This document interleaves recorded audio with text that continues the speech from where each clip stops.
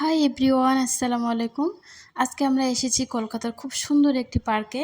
তো আপনারা ভিডিওটা প্রথম থেকে দেখুন, আশা করি আপনাদেরকে ভালো লাগবে।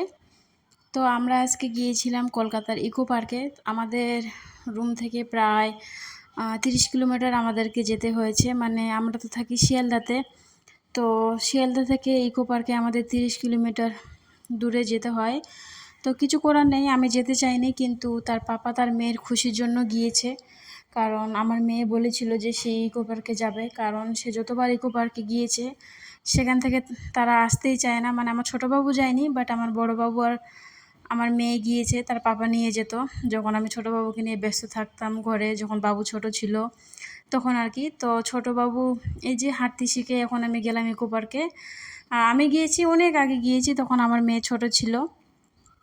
তো প্রথম তো তারা ভালোই ছিল, বেশ ভালোই ছিল, বাট আমাদের যাওয়া হয়ে গেছে সকালবেলা।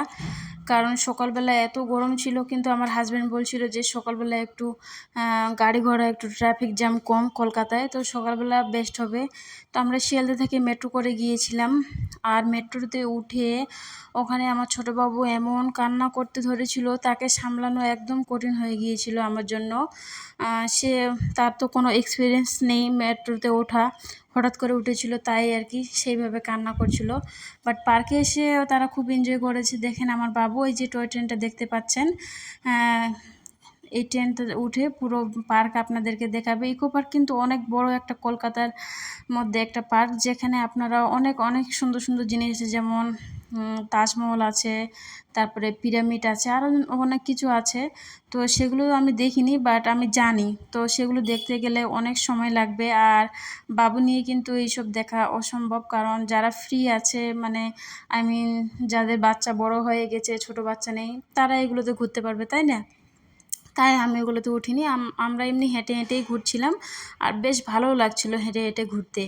তো আমার হাজব্যান্ড এক দুইবার বলছিল যে বাবু ট্রেন ট্রেন করছে, চলো উঠবে নাকি। আমি বলছি না, আমরা হেঁটেই ঘুরি, ভালো লাগবে। আর অন্য কোনো দিন যখন বাবু বড় হয়ে যাবে তখন উঠবো।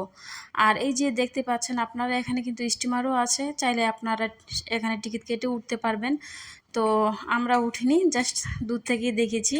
আর এই যে দেখেন আমার মেয়ে এখানে খুব ক্লান্ত হয়ে গিয়েছিল, কারণ সে আর পারছিল না, এত রৌদ্র ছিল না সেদিন। কিন্তু বিকেলবেলা গেলে ভালো হতো, বাট বিকেলবেলা গেলে কি হতো জানেন, আমরা মানে ফিরে আসতে আমাদের অনেকটা রাত হয়ে যেত। তার জন্য আমরা সকালবেলায় গিয়েছিলাম। সকালবেলা বলতে 12:30টার সময় গেট খোলে, আর আমরা গেট নাম্বার 2-তে ঢুকেছিলাম। তো আমরা 5 জন খুব ভালো সময় কাটিয়েছি, আমাদেরকে খুবই ভালো লেগেছে। আর আজকে আমি আমার ব্লগটা এখান থেকে শেষ করছি। ভালো থাকবেন, আল্লাহ হাফেজ।